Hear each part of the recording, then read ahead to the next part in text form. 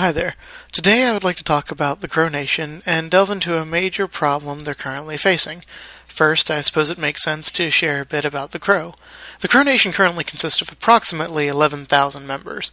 More than half of these 11,000 live in Montana, more specifically here in Montana, on a reservation known as Crow Agency.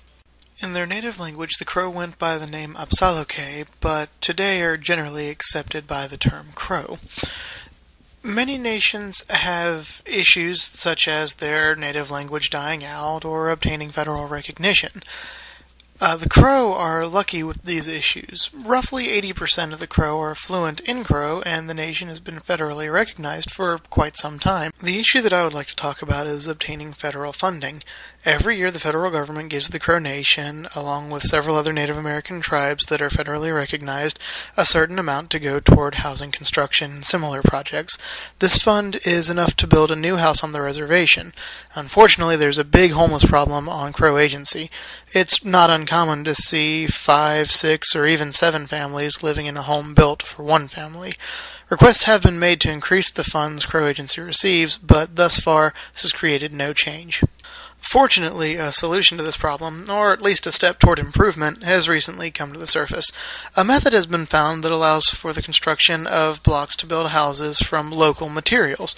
This is a particularly great idea because, 1, it helps lessen the housing problem, 2, because it will create jobs, it would also lower the unemployment rate on the reservation, and 3, because the blocks are made locally, it wouldn't cost as much. This effort would cost quite a bit to set up, however, it would still be less expensive than simply requesting the funds from the government. Considering how many problems this would solve on the reservation, as well as how much less it will cost the government, hopefully this plan will go through. Another key issue for the Crow Nation is the quality of the water on the reservation.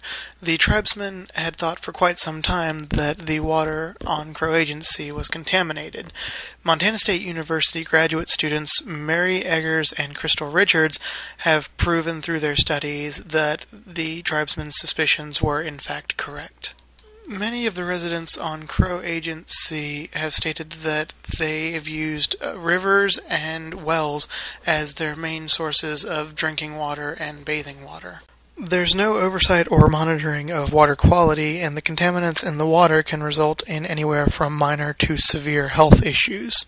A tribal water and wastewater committee is raising money to upgrade the water and sewer system. However, in order for them to be able to raise the proper funds, the graduate students will need to be able to come up with the grant money to continue their research so that their analysis can be completed. A third relevant scenario would be the ongoing dispute between property owners on Crow Agency and BNSF Railway Company. Montana law requires railroads to build and maintain fences along their tracks and cattle guards at their crossings. I don't need to tell you that if any of the cattle were to get out, well, it would become a problem pretty quick. If livestock slip through and are hurt or killed by the trains, the railroad must pay fair market value for the animals. Unfortunately, the railroad has not paid the members of Crow Agency dating back as far as 3 years. These are a few of the major issues the Crow Nation is currently facing. Programs have been developed, but without the proper funds, these efforts won't take off. Hopefully the federal government won't take long to realize that the expense is well worth improving the value of life for all of Crow Agency.